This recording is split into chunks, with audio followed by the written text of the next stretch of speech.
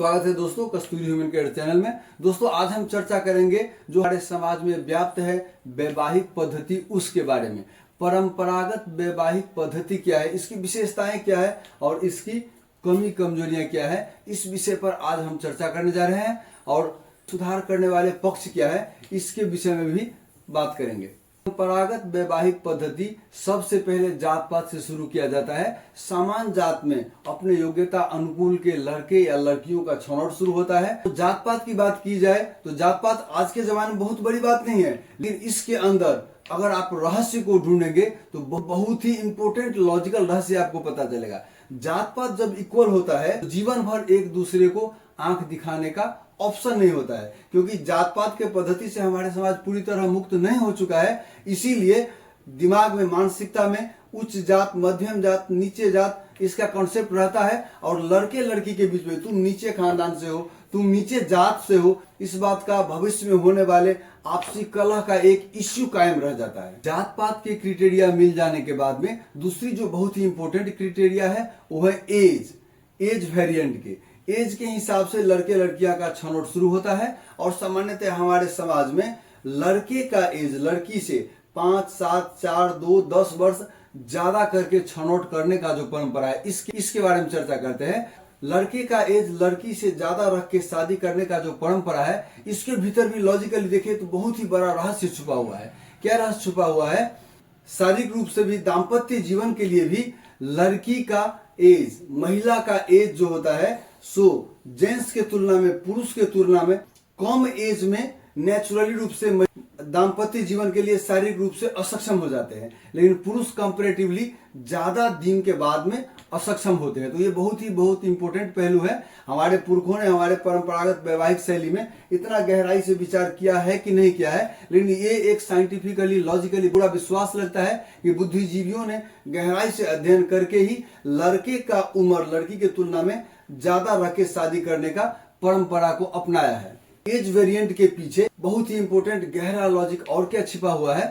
तो हमारे समाज पितृसत्तात्मक प्रणाली पर आधारित है, क्योंकि पिता या लड़के ही धन अर्जन करने में प्रमुख भूमिका निर्वाह करता है। तो वैसे भी धन लाने वाले का ज्यादा महत्व रहता है हमारे समाज में। जो एक्सपीरियंस में अभी तक किया गया है, जो भोजन का जुगाड़ करे, जो रोजी रोटी का व्यवस्था में ज्यादा सक्रिय है, उसका महत्व वैसे भी ज्यादा बढ़ के जाता है। और दूसरी बात, शारीरिक रूप से मजबूत होने के कारण पुरुष जीवन जीविका के काम में ज्यादा सक्रिय रहते होंगे, वैसे भी उसका महत्व ज्यादा रहता है। एज के वेरिएंट के हिसाब से आप समझ ही गए। और दूसरी बात की, उसका अगर एक व्यक्ति का शासन रहेगा तो वो परिवार संगठित होके चल पाएगा। जैसे ही एज में थोड़ा सीनियर होगा, वैसे भी लड़के के ऊपर लड़की का रिस्पेक्ट का भाव वैसे ही बढ़ के चला जाता है। और ऐसे में दोनों एक दूसरे से मिलके लड़के का प्रायोरिटी, सीनियरिटी का मायने देते हुए परिवार संगठित करके अच्छे से सुखी जीवन बिता पाएंगे। हाँ दोस्तों, किसी भी निकाय में, समाज में या कोई राष्ट्र में, देश में, कहीं पे भी फाइनल सर्वोच्च पद का निर्णायक व्यक्ति एक ही रहता है तो वो सफल रहा है। कहीं पे भी दो निर्णय एक साथ लागू नहीं होता। वैसे सोशली और लीगली देखा जाए तो शादी होते ही महिला और पुरुष दोनों इक्वल राइट के मालिक होते हैं, लेकिन सुखी परिवार को इसका जरूरत कभी नहीं पड़ता। ये तो परिवार बिखरते समय अंतिम सुरक्षा के लिए दिया गया है। मोरली भी यह मान्यता है कि महिला और पुरुष एक रथ के दो पहिए की तरह होता है। तो सुखी परिवार को चाहिए कि महिला और पुरुष दोनों आदमी समझदारी से कोई अच्छे डिसीजन ले, और दोनों आपसी समझदारी से ही किसी एक को अभिभावक मान के उसके हिसाब से आगे बढ़ा जाए, तो परिवार हमेशा सुखी और खुशी रहा है। तो इस विचार को मद्देनजर रखते हुए, रहस्य को बैकग्राउंड में रखते हुए, हमारे पुरखों ने, बुद्धिजीवियों ने एज वेरिएंट का क्राइटेरिया को चुना होगा, ऐसा मुझे लगता है। वैसे आज के जमाने में एज वेरिएंट ज्यादा महत्व नहीं दिया जा रहा है।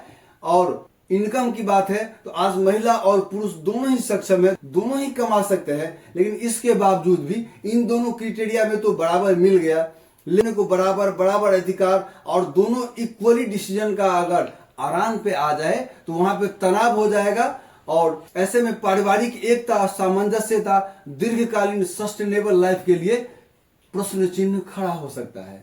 तीसरा क्राइटेरिया जो हमारे परंपरागत वैवाहिक शैली में अपनाया जाता है, तो ये बहुत ही महत्वपूर्ण पॉइंट है। शिक्षा, धन संपत्ति और लड़का का योग्यता, इस योग्यता को आधार मान के, क्योंकि उस पर डिपेंडेंट होकर पूरा परिवार को चलना है, उसके बौद्धिक अवस्था, उसके कमाने की क्षमता, विचार, इस पे आश्रित होता है कि उसके परिवार, उसके पत्नी, उसके बच्चे का भविष्य क्या होगा। तो इस बात को निर्धारण करके शादी किया जाता है। ये परंपरागत वैवाहिक शैली में इस बात का बहुत ही महत्वपूर्ण आधार माना गया है।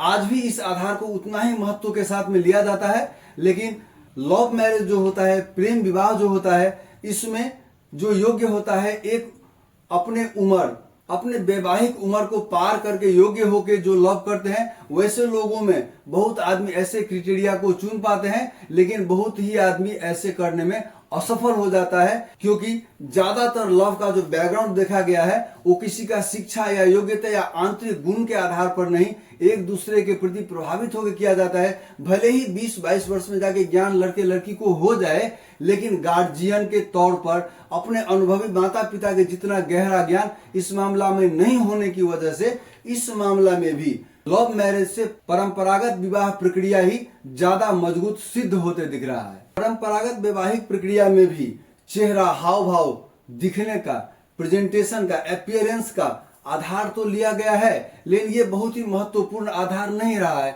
समाज के लोगों से उसके स्वास्थ्य, उसके शारीरिक डिसेबिलिटी के बारे में आधारभूत रूप से जानकारी इकट्ठा की जाती थी। विवाह का मेन बेसिस के रूप में परंपरागत वैवाहिक पद्धति में नहीं देखा जाता था।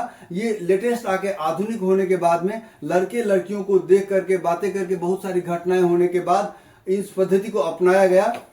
तो ये बहुत ही रहस्य भरी बातें नहीं है, क्योंकि जब नहीं भी किया जाता था तब भी ज्यादातर जोड़ी सफल होते थे, कुछ असफल होते थे, और अभी देख के भी किया जाता है तो बहुत ही ज्यादा जोड़ी सफल हो जाते हैं, कुछ जोड़ी असफल हो जाते हैं। तो ये कोई नोटेबल पॉइंट के रूप में मुझे नहीं दिख रहा है। पांचवा क्राइटेरिया के रूप में खानदान के रूप में परंपरागत वैवाहिक शैली में खानदान को, एक दूसरे के खानदान को अच्छी तरह से समझी, जांची और परखी जाती थी।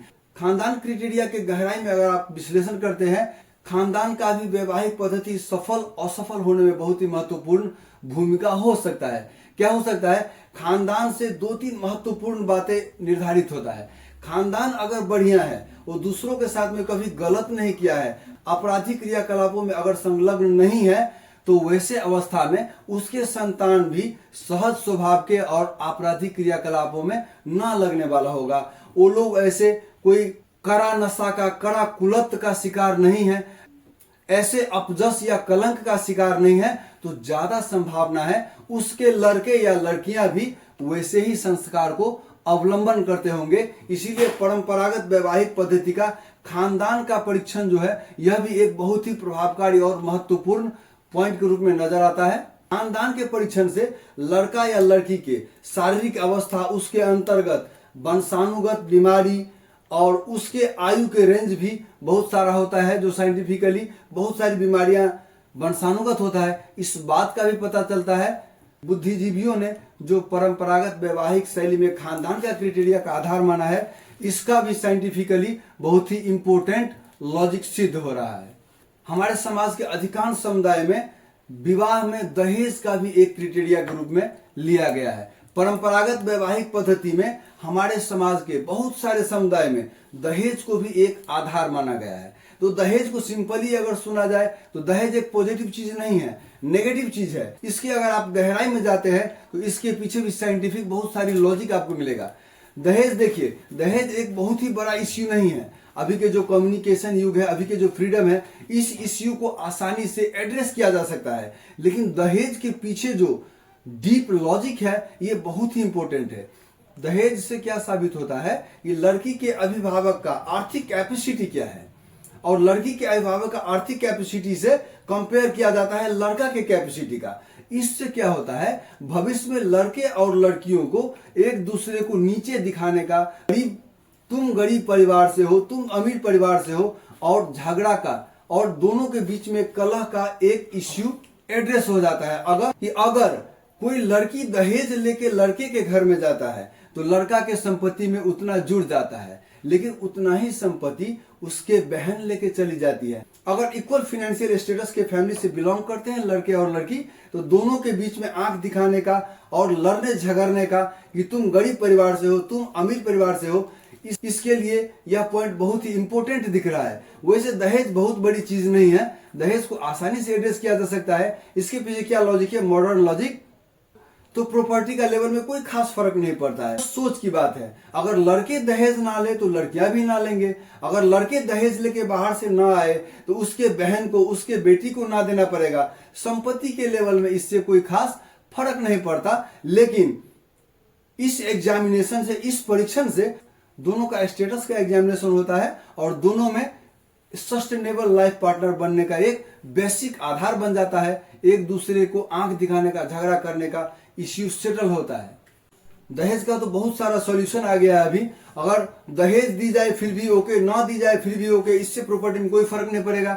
अगर संपत्ति में लड़के और लड़की को बराबर बांट दी जाए फिर भी कोई फर्क नहीं पड़ेगा। इसलिए फर्क नहीं पड़ेगा, अगर आपकी बीवी बराबर प्रॉपर्टी कहीं से लेके आती है तो आपको भी अपने बहनों को बराबर प्रॉपर्टी देना पड़ेगा। तो ये समाज का बहुत ही बड़ा इश्यू नहीं रह गया है, इसको आसानी से एड्रेस किया जा सकता है। और जैसे है वैसे अवस्था में भी किसी को लॉस और प्रॉफिट नहीं है, इसके विषय में किसी को चिंता लेने की आवश्यकता ही नहीं है।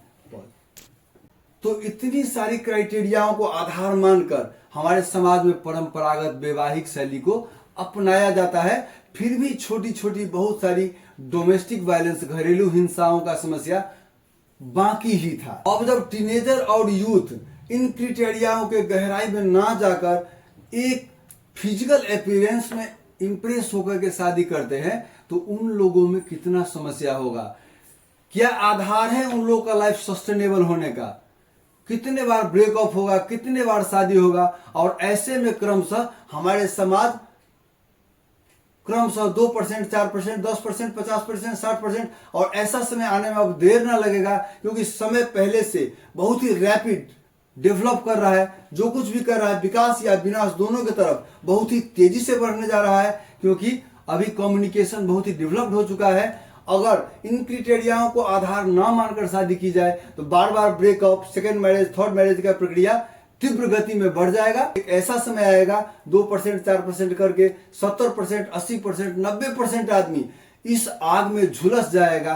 कोई भी आदमी बेहतरीन सुख को प्राप्त नहीं कर पाएगा, क्योंकि वैवाहिक और दाम्पत्य जीवन का उत्कृष्टतम सुख है। उसके लिए जो हमारे परंपरागत वैवाहिक पद्धति है उसके ज्यादातर क्राइटेरियाओं को हमको आधार मानना पड़ेगा। अगर जीवन खुशी, दाम्पत्य जीवन खुशी, हमारे नेक्स्ट जनरेशन की बेटर फ्यूचर की अगर कामना है तो आपको उन परंपरागत वैवाहिक क्राइटेरियाओं का आधार मानना बेहतर होगा मेरे समझ में, और इसी से हमारे समाज में सुख और शांति छा सकता है। ऑल द बेस्ट दोस्तों, परमात्मा आपका भला करे और अच्छे और सच्चे कार्य में मन लगे।